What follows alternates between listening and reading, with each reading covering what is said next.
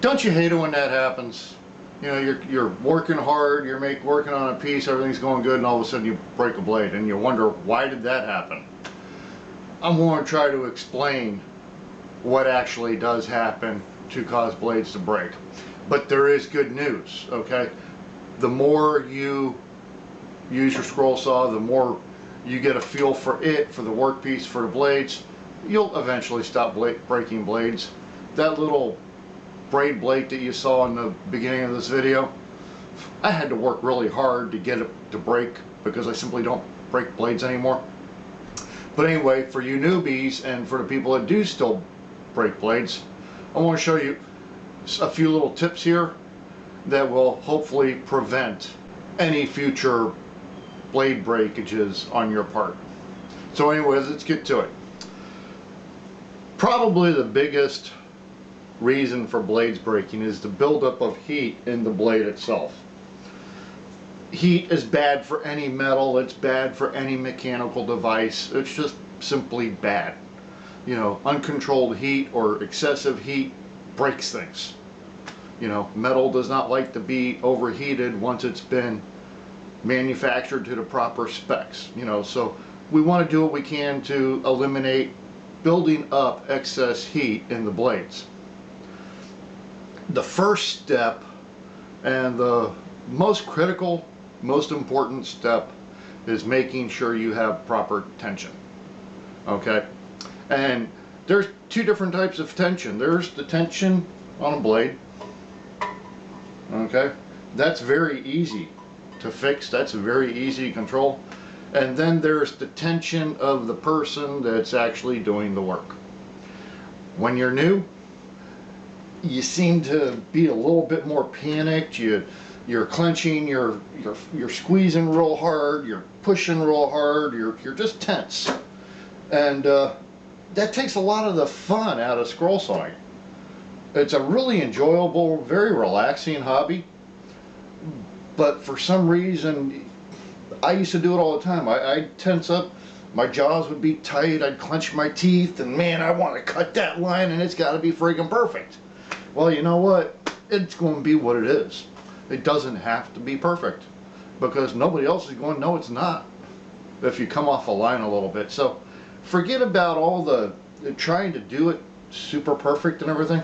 Just get your piece of wood, cut the lines the best you can, and relax and enjoy what you're doing. You know, I can't really help you relax anymore other than just give you those couple little tips I did.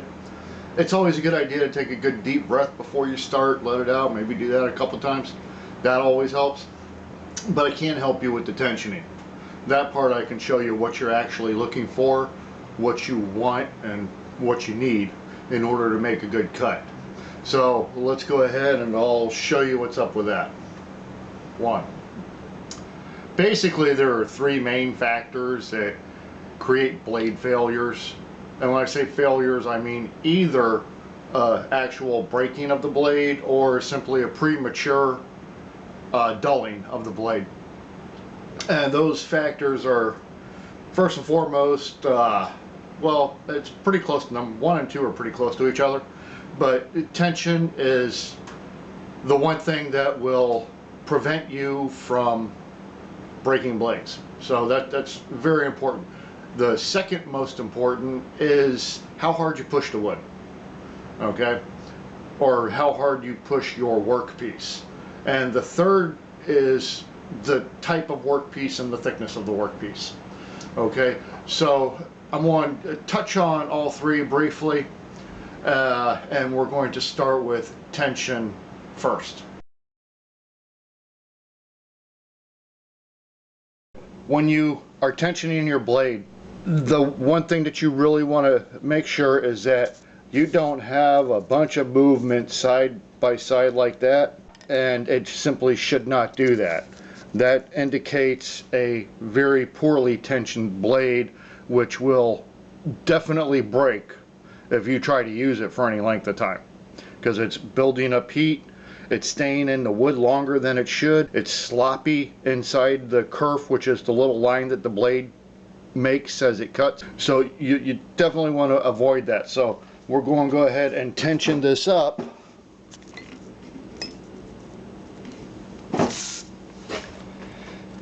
Oops, let me bring that back. And as you can see, with just pushing it back and forth, it moves not even a 1/16 of an inch. Okay, now let's see what it sounds like.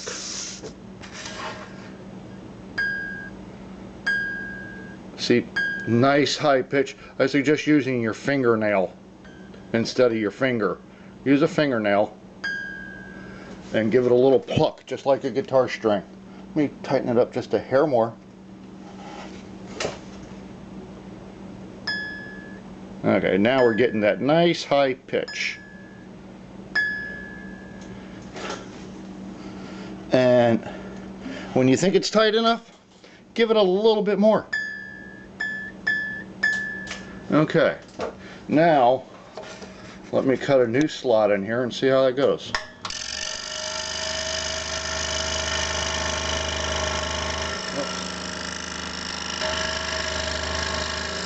See the blade, when I try to move it side by side and back and forth, it's simply not moving very much. And just by putting normal pressure on it, normal tension, boom. So that's simple. One last thing about tension before we move on to pushing. You should really get in the habit of, after you're done cutting for the day or the project on your scroll saw, always release the tension. Mine saw, that's all I have to do.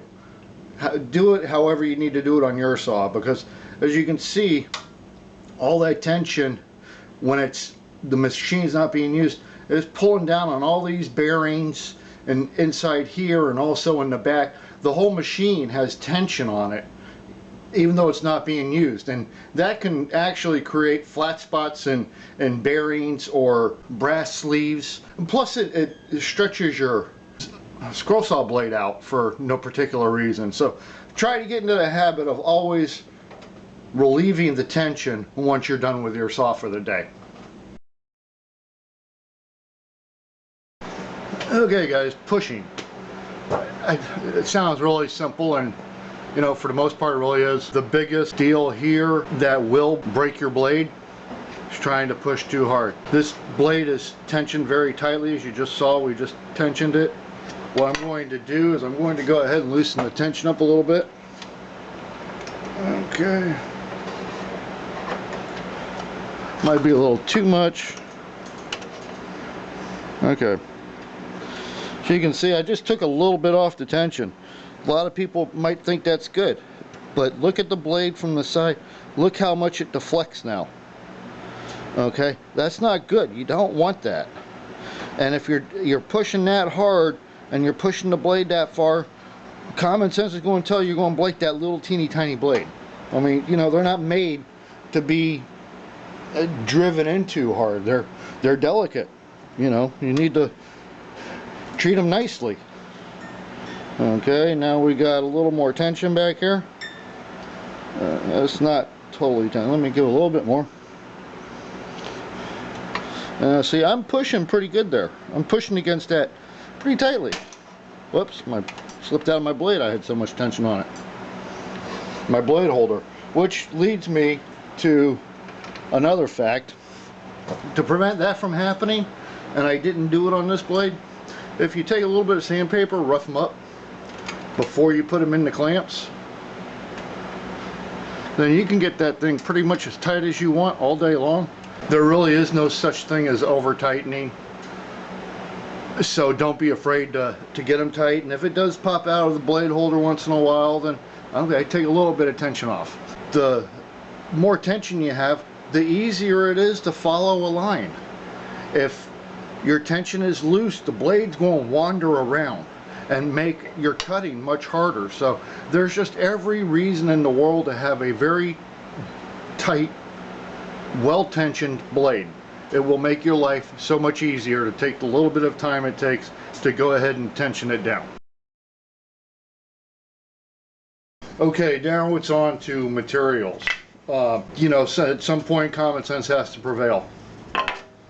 If you want to cut a 2x4, First of all, you probably don't want to cut it on a scroll saw. You might want to try a table saw or a band saw or a chop saw.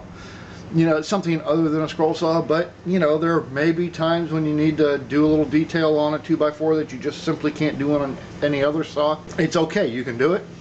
Just don't do it with a number 1 blade or a 0 blade or a really small blade. You know, use a little common sense. Get a number 5 or at least a number 5, preferably a 7 or a 9 to cut something as thick as a 2x4. You know, the good thing about 2x4s is for the most part they're softwood. You know, so it should cut relatively easily. But if you have a hardwood 2x4, don't even think about it. You'll just drive yourself crazy and go through a whole heck of a lot more blades than you should ever need to go through. So with that said, this little piece that I was showing, this is a piece of 3/4 inch oak. I'll cut that all day long with number 1, which is what this is. It'll cut with no problem with number 1. Oak is, it's a solid wood, but it's very grainy. It's got a lot of room in between the grain, which makes it a relatively easy wood to cut. Just like maple and walnut are the same thing. They really are no problem to cut on a scroll saw. If you're talking about something like Purple Heart, okay, this is an extremely dense, very tight grained wood. I can't tell you there's a right blade or wrong blade to use because it just seems to be different with every time I cut it. So you just got to play with that, with the very dense woods. Here's a piece of bloodwood. Bloodwood's the same thing. It's another very dense, and it's actually rather oily too.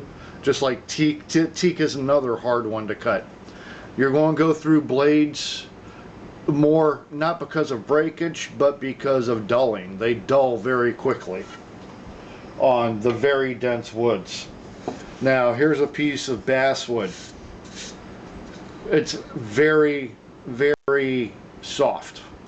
It's softer than pine, and it cuts very easily. So stuff like that, there's no issues at all. You can go in there and even press a little bit harder than you normally would, and you're not going to suffer any ill effects because the wood is so soft. But for the most part, again, common sense is the number 1 rule in trying to pick a proper blade for the proper thickness and species of wood.